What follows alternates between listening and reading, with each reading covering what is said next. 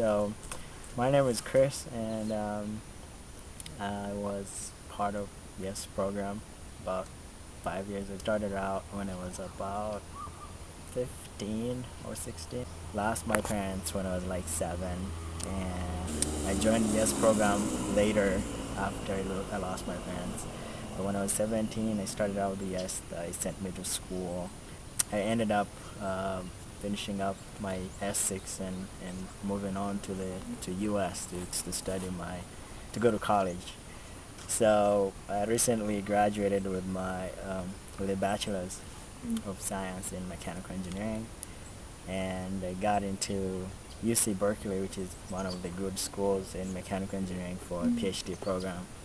So I'll be going back to continue with my studies. But before then, I have a project that I've come to work on while I'm still here.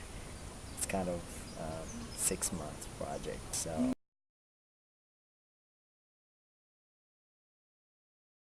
I volunteered for a couple of years with YES and working at the field office, actually doing what David is doing. Yes. And that kind of gave me an insight to look at it from the administrative perspective, Mhm. to see how the challenges they have to face, turn Mhm. people down when they Mhm. can because they don't have resources to kind of take in everybody.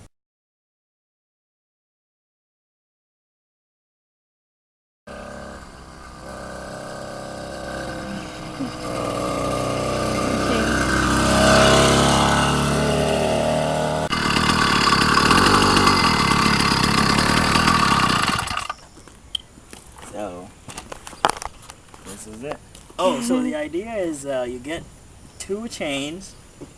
One that makes it work as a regular bike, Mhm. and the other one is the one that's you can throw it over here, and it gives you power.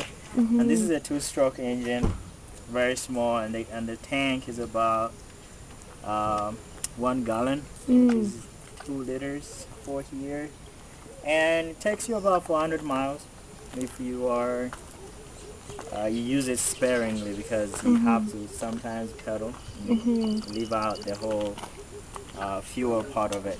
And when you're Okay. going uphill, you just use the throttle if you want to.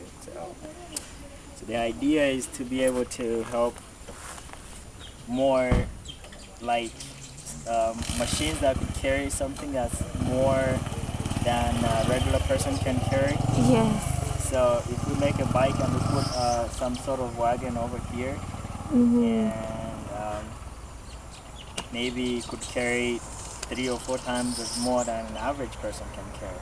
Okay. So that's like the economy part of it. So I've tried several bike types.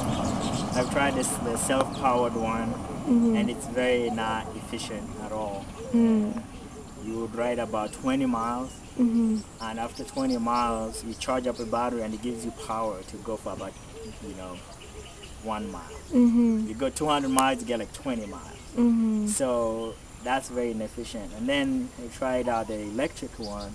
That kind of seemed to work, but the only problem is like 95% of the people don't have electricity, so it doesn't make Yes. sense. Kind of like the place where we kind of settled in. Not everyone can afford it, but in the long run, we are hoping maybe we could make them available to most people. Right. So the plan is not to make money off of it because it's very expensive at this point. Is that But in okay? the long run, if we can get kind of organizations to subsidize and pay for the materials, we just build them and give them